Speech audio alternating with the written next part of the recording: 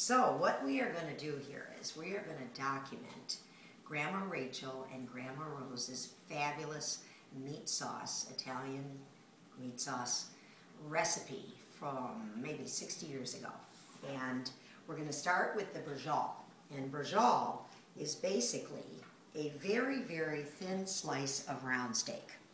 And on this particular slice of round steak, we're going to salt it. We're going to pepper it. We're going to put some fresh garlic in there, and we're also going to put in some onions, chopped onions, diced. We'll add a little oregano.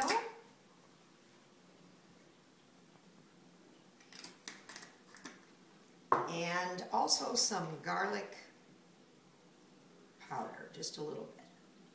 Now, we're going to take this piece of brajol and we're going to roll it very, very tightly. We actually have 3 pieces here. This is going to give all of our spaghetti sauce that we're going to add later with fresh tomatoes and tomato paste and sauce.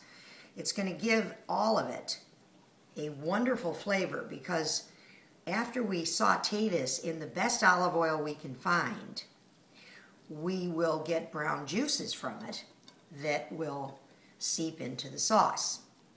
So I'm going to turn on real quick our stove and add some very, very good extra virgin olive oil. I'm going to get that nice and hot before we add the brajol. Now, one of the things you can do with the brajol is you can tie it with a thread, tie it, or a toothpick if you want to keep it tight. I'll put some toothpicks on this if we, I'm sure we have some, but we're going to take some toothpicks and put them on the brajol. Now, when Grandma Rose and Grandma Rachel, by the way, was from Naples, Italy, used to do this on Christmas Eve. They would start this early in the morning, and this sauce would marinate all day long. But it all starts right here with the thin piece of round steak, sauteing it in olive oil, and we keep turning it as it browns. And I'm not going to add this all in at once, because the texture of the meatball is going to be very, very important. So I added that. I'm going to add some chopped onions on top, some salt, and pepper. And now we're going to mix that all up. Oh, I also want to add, well, we'll wait. Cheese, salt, and pepper. Now, I can tell you right now, by feel, that this is ready for meatball production. So when you get big, Grandma won't have to do it anymore, right? Okay, so this is how we do it. We roll the meatball like this. We don't want to make them too big. They're about the size of a golf ball, because it's a rich delicacy, and if they're too big, I don't think they're as nice. So that's about the size we want. Now I'm going to go over here to the brajol. We're going to check on the brajol, and I am actually going to, let me give you a bit of a progress report. As you can tell, we use the best Williams & Sonoma cutlery equipment that we can. We started out with that brajol. Look how nice that is now. It's falling apart. That's how you want it. We're going to be sauteing this stuff all day, and it's just going to fall apart at the seams. What we did was, after we got a nice rich brown gravy on the bottom, or dredgings, we threw in some meatballs. See that? Threw in some meatballs. We added fresh tomatoes. We added contadina tomato paste. We added tomato sauce. And we started putting in various herbs like oregano, salt, pepper, etc. So that's going on over there. We're going to be adding a whole lot more meatball-wise. Because come here, look what we have. Stella and I have been busy. We have made approximately 100 meatballs. So the next step in this process is we're going to take some of these meatballs and we're going to go over here and we're going to use our beautiful, beautiful frying pan to just the right temp olive oil. Put in Sonoma Caprices.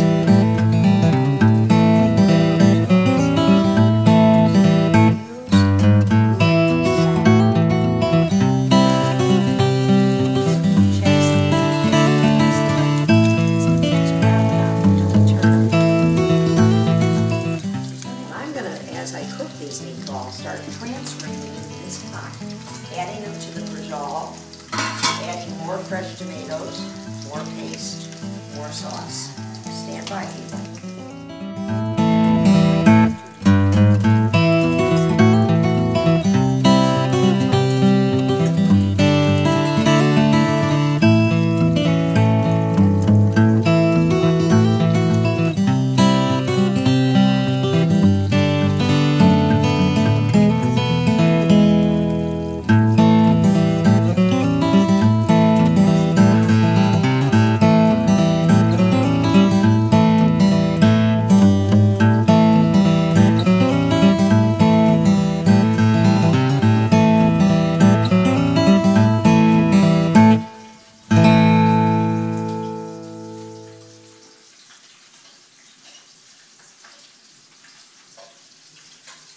This is the way we roll. We've got pasta that we want to make sure comes out al dente on this pot. We've got a big pot of sauce here. I've been adding meatballs, remember? Adding meatballs. I got another pot of sauce going now. Told you this was a big family. And we've got some good juices that are a part of what the meatballs have been cooking in. Remember the olive oil and the dredging? See all these dredgings? So I'm pouring a little bit of that into the sauce. Gives it that little kick, that Italian kick that you want. Oops, Grammy's got to cut this correctly, and I don't want it to be too hot. Okay, this isn't too hot.